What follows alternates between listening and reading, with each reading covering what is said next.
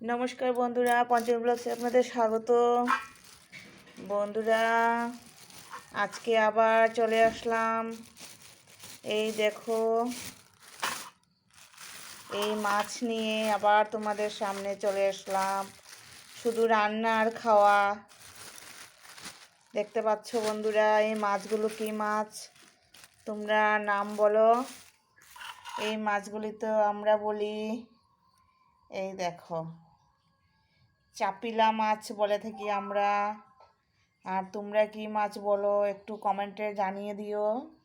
ঠিক আছে, চলো এখন এই মাছগুলো আমি কেটে নিই। ঠিক আছে বন্ধুরা, চলো মাছগুলি এখন কাটবো, অনেক সময় লাগবে মাছগুলো কাটতে। চলো কেটে নিই, তারপরে আবার তোমাদের সামনে আসছি। তো বন্ধুরা, এই দেখো অনেকক্ষণ লাগলো, মাছগুলোকে আমি কেটে ধুয়ে পরিষ্কার করে এনেছি। এই দেখো একদম চকচক করছে এখন মাছগুলো। তো বন্ধুরা, চলো দেখি কি রান্না করব এই মাছ দিয়ে। তো বন্ধুরা সঙ্গে থাকো আর দেখতে থাকো। এই মাছ দিয়ে এখন একটা রেসিপি তৈরি করব। তো কেমন লাগে অবশ্যই জানাবে। চলো এখন দেখি কি কি আর মশলার আয়োজন করব, কি কি মশলা দেব এই মাছ রান্না করব যে। তো চলো বন্ধুরা সঙ্গে থাকো আর দেখতে থাকো। বন্ধুরা, এই দেখো মাছ রান্নার জন্য আমি এখানে নিয়ে নিয়েছি 2টা মাঝারি সাইজের পেঁয়াজ কুচি করে নিয়েছি, আর এখানে 4 কোয়া রসুন, আর এখানে 6টা কাঁচা লঙ্কা নিয়েছি বন্ধুরা। 4টা দিয়ে দেব মিক্সিতে আর 2টা আস্তা থাকবে। আর এখানে ধনেপাতা কুচি নিয়েছি। আর এই দেখো মিক্সির বাটিতে আমি অল্প করে সরষে নিয়েছি। তো সরষেটাকে এখন পেস্ট করে নেব। আর সরষের সাথে দিয়ে দেব পেঁয়াজ কুচি আর কাঁচা লঙ্কা আর রসুন। তোমরা দেখতেই পাচ্ছ। তো চলো মশলাটা আমি রেডি করে নিই। কীভাবে মানে রেসিপিটা বানাচ্ছি একটু ফলো করবে বন্ধুরা। আর একদিন অবশ্যই ট্রাই করবে, যদি ভালো লাগে তাহলে অবশ্যই একদিন ট্রাই করবে। তো চলো এখন আমি মশলাটা করে নিই। সরষেটা আগে মিক্সির বাটিতে দিয়ে দিয়েছি, এখন জল দিয়ে দেব।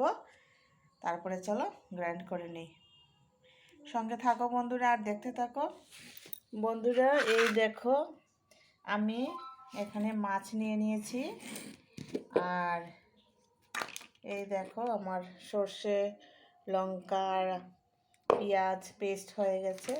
তার মধ্যে আমি দিয়ে দেব কিছু হলুদ গুঁড়ো, দিয়ে দিলাম।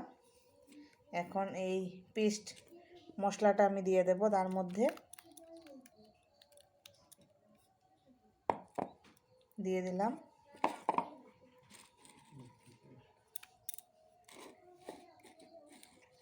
এখানে কোনো জল দেব না বন্ধুরা, আমি জল ছাড়াই এটা আমি রান্না করব।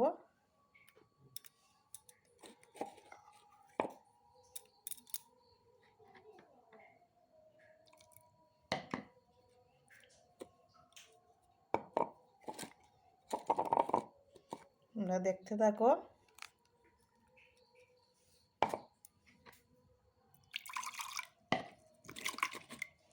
আর দিয়ে দেব কালারের জন্য লঙ্কা গুঁড়ো, দিয়ে দেব স্বাদ মতো নুন,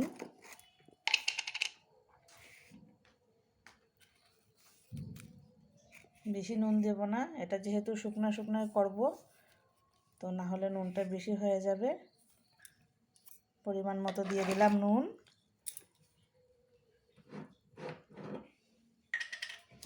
এখন দিয়ে দেব বন্ধুরা সর্ষের তেল,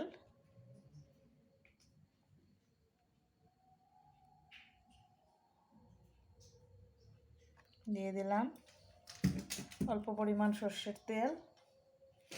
এখন আমি ভালো করে এটাকে একসাথে মেখে নেব।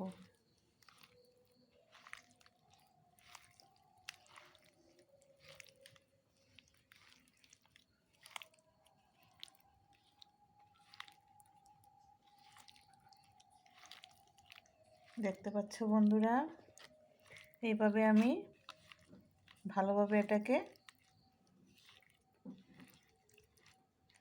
মেখে নেব। আমার মাখাটা হয়ে গেছে, এই দেখো খুব সুন্দর মশলার সাথে মাছটা একদম মিশে গেছে। এখন আমি এই বাটির মধ্যে সুন্দর করে এটাকে সেট করে দেব।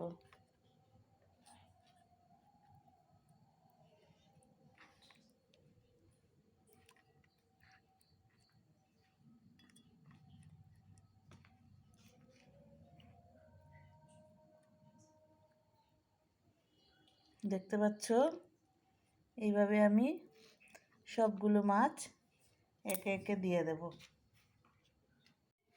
তো বন্ধুরা এই দেখো আমি খুব সুন্দর করে দিয়ে দিয়েছি একদম। আর এখন দিয়ে দেব উপর থেকে ধনেপাতা কুচি।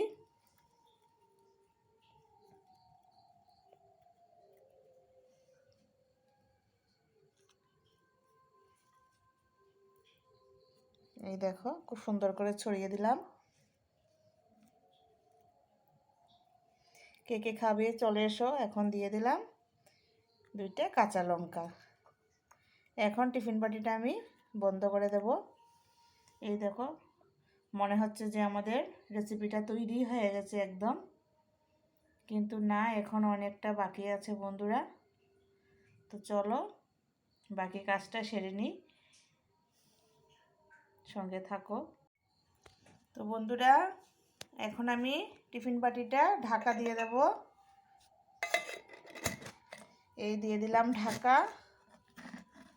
চলো এখন এই দেখো গ্যাসের মধ্যে একটা প্যান বসিয়ে দিয়েছি আমি, তার মধ্যে দিয়ে দিয়েছি একটা বাটি বসানোর জন্য।